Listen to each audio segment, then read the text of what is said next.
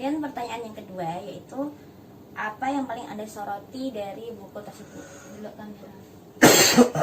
Dulu kameranya dulu layarnya. Oke, sedulur semua, pertanyaan kedua ini adalah yang saya soroti. Jadi, yang saya soroti di buku ini adalah tentang kebijakan atau kontroversi Khalifah Umar ketika beliau menjabat sebagai khalifah. Di sini ada banyak sekali kebijakan atau kontroversi, kebijakan atau ijtihad kontroversi yang dilakukan oleh Umar. Tapi saya hanya menyebutkan 3 saja ya. Nanti sedulur bisa membaca sendiri. Ada banyak sekali gitu kan. Yang pertama yaitu kebijakan Umar tentang tidak memberikan jatah zakat kepada mu'alaf. Padahal di Al-Quran jelas sekali mu'alaf ini termasuk salah satu dari 8 asnaf atau 8 golongan yang berhak menerima zakat gitu kan. Dan pada masa Nabi pun Nabi masih melakukannya, artinya Nabi masih memberikan zakat kepada mu'alaf. Supaya apa?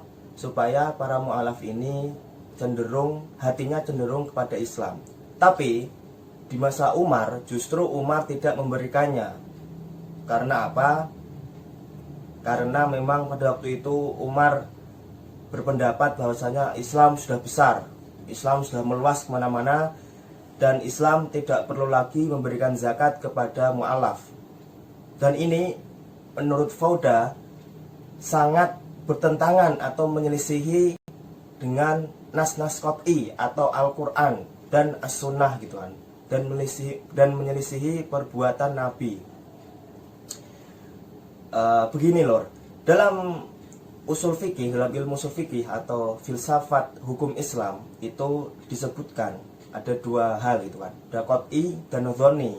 Kemudian dari 2 hal ini ada namanya istilah qat'iyyut tsubut, qat'iyyut dalalah, dan dhonniyyut tsubut, dhonniyyut dalalah. Nah, Umar ini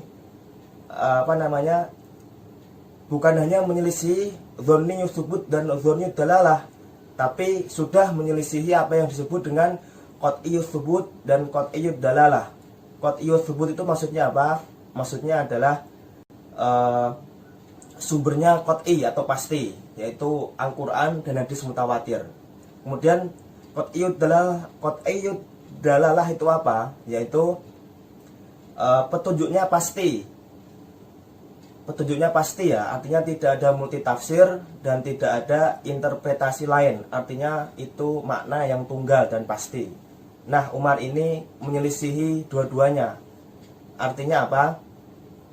Di sini memang Umar sangat fleksibel gitu kan. Dia seorang khalifah, dan seorang khalifah ini mempunyai 2 fungsi, yaitu fungsi sebagai kepala negara dan kepala pemerintahan, dan juga fungsi sebagai kepala keagamaan. Jadi Umar memutuskan sebagai seorang kepala negara juga sebagai seorang kepala keagamaan. Kembali lagi, kemudian ijtihad Umar atau kebijakan Umar yang kedua yang menurut Fauda kontroversial dan sangat menyelisihi nas-nas qat'i gitu kan. Apa? Yang kedua yaitu Umar tidak menjatuhkan sanksi atau hudud kepada pencuri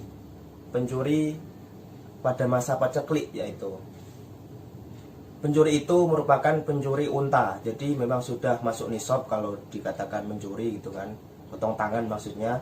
Tapi Umar tidak melakukannya. Kenapa? Karena Umar melihat pada waktu itu masa paceklik, sehingga Umar memutuskan untuk tidak menghukum pencuri dengan potong tangan dengan alasan kemaslahatan, dengan alasan keadilan dan sebagainya itu kan. Itu yang kedua. Kemudian yang terakhir, yang ketiga, yaitu Umar tidak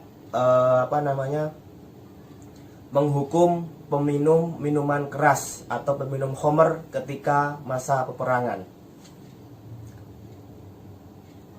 Apa sebabnya kenapa Umar tidak menghukum minuman keras? Karena Umar berpandangan bahwasanya jika kita menghukum peminum minuman keras ketika perang, dikhawatirkan nanti orang tersebut akan balas dendam dan justru akan bersekongkol kepada musuh untuk menyerang kita gitu kan. Karena memang kondisinya perang, jadi bisa jadi orang yang minum minuman keras itu dihukum cambuk, kemudian mereka atau dia berbelok bersekongkol dengan musuh, sehingga justru kekalahan akan mendera pasukan Islam gitu kan. Jadi itu lor, ada 3 kebijakan kontroversial Umar yang dinilai oleh Fauda sebagai menyelisihi nas-nas qat'i Al-Quran dan Sunnah Nabi dan perbuatan Nabi.